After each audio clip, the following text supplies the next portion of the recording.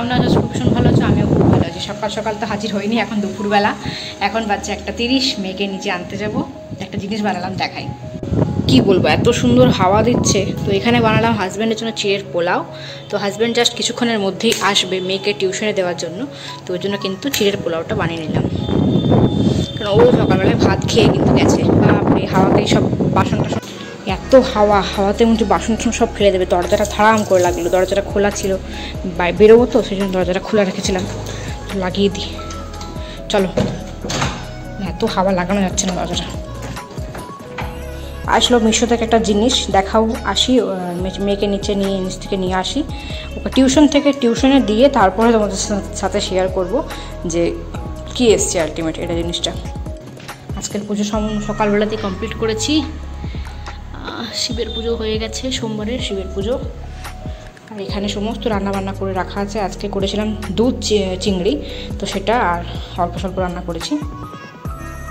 যেমন করলা ভাজা, ওটা হাজব্যান্ড খেয়ে চলে গেছে। আর করেছিলাম একটু শাক, মেথি শাকের ঝাল দিয়া, আর ঝিঙ্গে দিয়ে চিংড়ি মাছ, তো সেসব করা আছে। আর ভাত করা আছে, আর আম পাকা আছে। তো এই হচ্ছে আমার দুপুরের আজকের লাঞ্চ।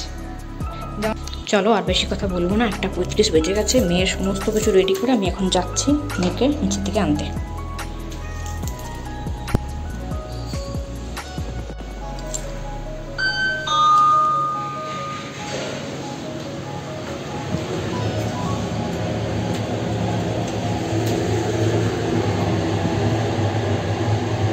কে বলবে, সকালবেলা এত বৃষ্টি হলো, এখন আবার উঠতে দিয়েছে। আজ হাজব্যান্ড আসবে মেয়েকে টিউশনে দেওয়ার জন্য, আমাকে আনতে যেতে হবে। চলো, পৌঁছে গেছি।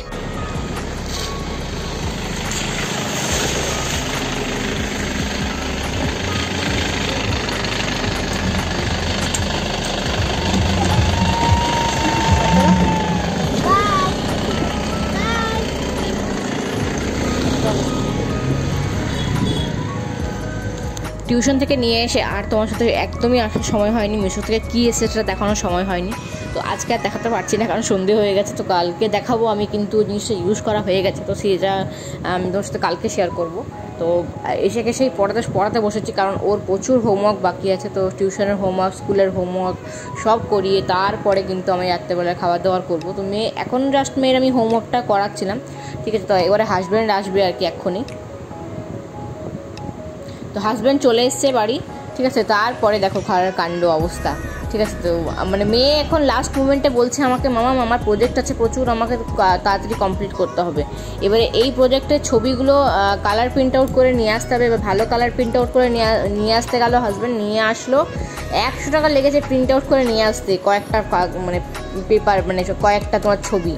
যাই হোক, আমি এখন কাটিং করছি বসে বসে, ওই ছবিগুলোকে এখানে চিটিয়ে মেয়ের জন্য প্রজেক্ট বানাচ্ছি।